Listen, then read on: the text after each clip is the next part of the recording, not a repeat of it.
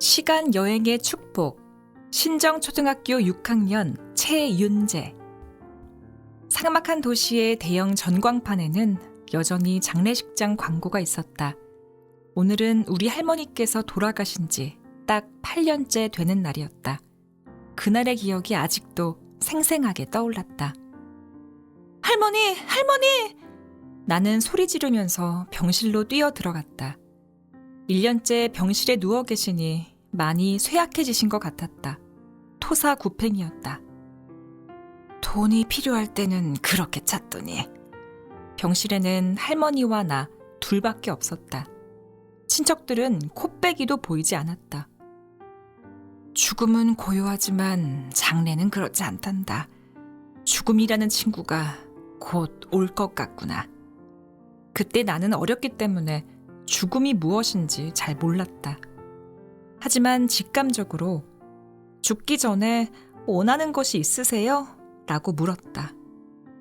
내 과거를 돌아보고 싶구나. 일주일 뒤 장례식이 치러졌다. 할머니의 말처럼 친척들은 먹이를 찾은 날파리처럼 모여들었다. 친척들이 유언장을 들고 싸우는 소리가 들렸다. 나는 나도 모르게 귀를 막았다.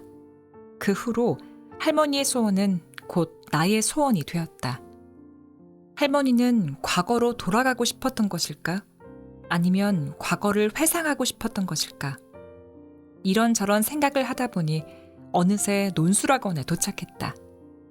나는 여느 때처럼 책을 꺼내들고 숙제를 했다. 수업은 1시간 뒤였다.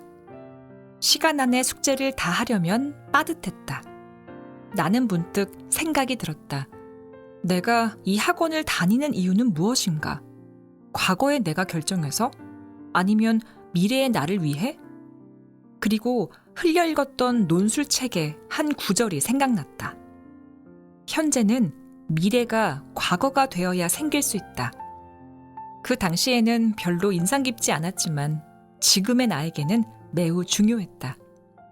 내가 할머니의 과거를 회상하기 위해서는 미래가 과거가 되어야만 했다. 이 문제를 가지고 수백 년을 논의한 과학자들이 우스웠다. 나는 천천히 눈을 감고 생각했다.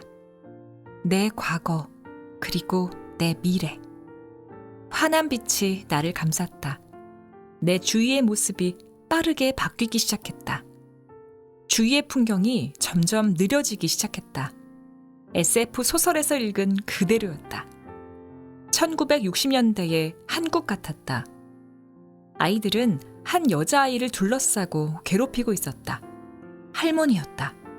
그만해! 그만하라고! 할머니의 목소리가 내 가슴에 박히는 듯 했다. 나도 그만하라고 말하고 싶었지만 무엇 때문인지 말이 나오지 않았다. 또 빛이 나를 감싸더니 주변 풍경이 이번엔 천천히 바뀌고 있었다. 할머니는 또래 아이들에게 괴롭힘을 당한 이후 공부를 열심히 했다. 또 시간이 멈췄다. 이번에는 할머니가 중학생 정도 돼 보였다. 엄마, 난 내가 원하는 일을 하고 싶어요. 시끄러워. 넌 전문직을 꼭 가져야 해. 또 시간이 흐르고 이번에는 묘지에서 멈추었다. 할머니가 묘지를 텅 빈 눈동자로 바라보고 있었다. 할머니는 어린 나이에 부모님을 잃었나 보다. 남은 인생은 마치 드라마처럼 흘러갔다. 이른 나이에 결혼을 하고 엄마, 외삼촌, 이모를 각각 낳았다. 기계적인 삶이었다. 할머니는 열심히 일해서 남들이 흔히 말하는 좋은 직업이란 것을 가지게 되었다. 자식들은 키워준 은혜도 모르고 돈을 달란 소리만 했다. 또 시간이 흐르고 할머니는 병실에 누워 계셨다. 입원한 지는 얼마 안 돼 보였다. 친척들은 또 유언장을 가지고 다투고 있었다. 왜 나는 과거를 몰랐을까? 원래 고인처럼 과거도 잊혀지는 걸까? 이제 할머니는 나를 앞에 두고 말하고 있었다. 죽음은 고요하지만 장례는 그렇지 않단다.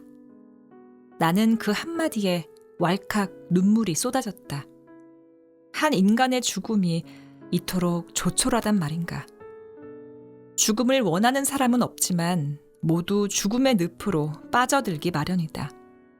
할머니는 좋은 직업을 가졌음에도 불구하고 좋은 삶을 누리진 못하였다. 할머니는 이런 삶에 대한 미련을 가지고 나에게 그런 말을 했던 것이 아닐까. 사람들은 과거에 대해서는 손을 쓸 수 없다. 하지만 미래에 대해서라면 다르다. 아무리 돈이 많든 명성이 높든 자신의 명예와 재산을 같이 가지고 가지 못한다. 삶이란 무엇일까? 또 죽음이란 무엇일까? 이런 문제는 나를 더욱더 슬프게 만들었다.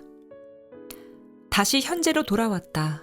나는 나의 삶이 의미 없게 느껴졌다. 나는 친구들에게 따돌림을 당하면서도 맞서 싸우지 못했다. 부모님이 시키는 학원을 다니면서도 왜 그 학원을 다녀야 하는지 몰랐다. 달렸지만 도착점이 무엇인지 몰랐고 옆에 풍경은 보지 못했다. 이제 나는 나의 삶을 살 거야. 그리고 나는 곧바로 학원에서 뛰쳐나왔다. 앞으로 나는 내가 원하는 목적지로 달릴 것이다. 가면서 풍경도 감상하고 도착점을 바꾸는 것을 망설이지 않겠다. 할머니는 어쩌면 나라도 이런 인생을 살라고 조언해 주신 것 같다. 내 선택에 대한 책임은 내가 지고 나만의 가치관을 형성하겠다. 할머니에게 무척 고마웠다. 그 이후로 시간여행은 더 이상 할 수 없었다. 그것은 일생에서 한 번만 가능한 소중한 경험이 아니었을까라고 생각한다. 하지만 그에 대한 아쉬움은 없었다. 나는 이미 내 인생의 도착점을 설정했고 지금 당장 미래는 몰라도 되기 때문이었다. 그 일 뒤로 나는 열심히 살았다. 커다란 산도 사막도 비포장 도로도 있었지만 후회 없이 살기 위해 버텨냈다. 지금의 나는 병실에 누워있다. 나의 자식과 친구들도 오지 않는다. 오직 손자 한 명만이 나의 죽음을 지켜보고 있었다. 나는 그에게 말했다. 내 과거를 보고 싶구나. 내 과거를 본다면 나와 같이 행복한 삶을 살 수 있을 것이다. 어느새 길의 끝자락에 닿았다. 밑에는 끝없는 절벽이 있었다. 하지만 나는 대담하게 밑으로 뛰어들었다. 절벽은 끝이 없었다. 어느 신적인 존재가 나에게 질문을 했다. 너는 일생에 한 번의 시간여행, 그로 인해 무엇을 얻었는가? 제 인생의 도착점, 길을 설정했습니다. 삶에 대한 후회는 있는가? 저는 목적지에 도달했기 때문에 후회가 없습니다. 나에게 하고 싶은 부탁이 있는가? 모든 사람 아니면 저의 손자만이라도 시간여행의 축복을 누릴 수 있게 해주십시오. 알겠네. 절벽의 끝이 보였다.